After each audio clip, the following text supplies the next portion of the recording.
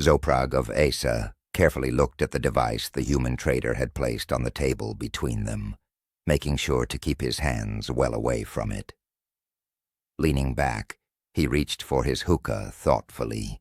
The human trader sat in silence as Zoprag concentrated, ears turning red from the effort.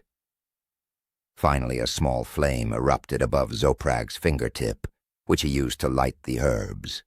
Zoprag smiled as the sweet smoke filled his mouth before he deigned to address the trader. This device is an affront to the learned. It is merely a futile attempt to lower the high art to the most base level. Its function is naught but to sully the most impressive and subtle skill of magic. The human smiled, reaching into a pocket to withdraw a small cardboard box.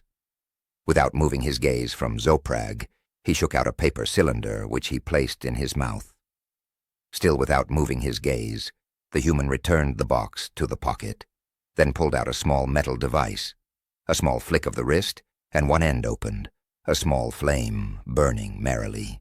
The human lit one end of the paper cylinder, inhaling deeply. As he exhaled smoke, he flicked his wrist again, making the metal device snap shut. The sound startling Zoprag. Ah, magic. Your magic was impressive at first. Impressive enough that humanity decided to study it, gain an understanding of it. Applying, even if I know the term pains you, the scientific principles to it. The human smiled as he finished talking, taking another drag on the smoldering paper cylinder.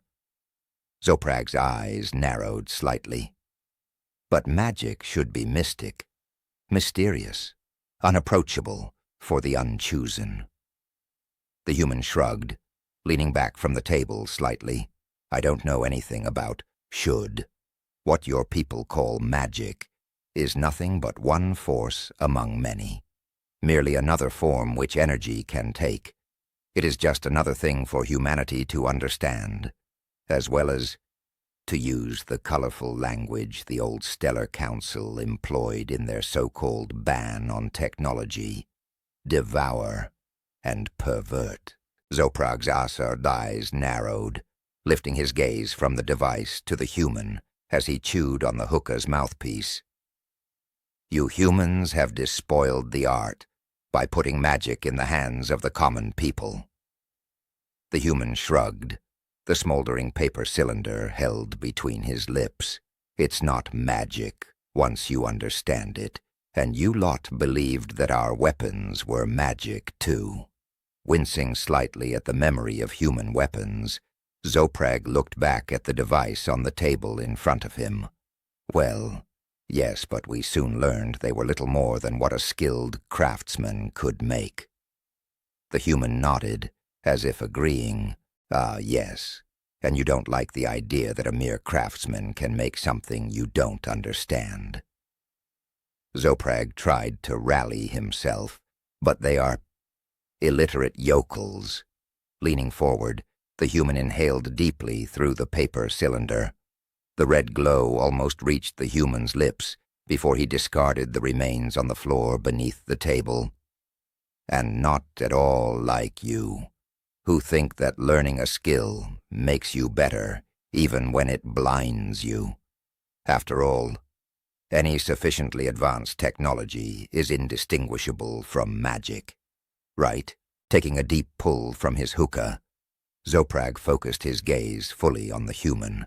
It is an art, not a skill, and obviously there is major differences between mere technology and the mysterious and supernatural forces of magic. Is there now? Or is any sufficiently studied magic just another branch of science? Clearly, any educated sentient can see the vast gulf between. The human snorted. Clearly, any clever sentient can see that it is a distinction without a difference. Did you want to buy the automatic mana generator or not? Zoprag hesitated, just as the human shrugged and started to reach for the device. Zoprag stopped him. Yes. The human smiled as he pushed the device toward Zoprag. 1,500 cobras, then, and a check, please. Your gold has a tendency to evaporate in the morning.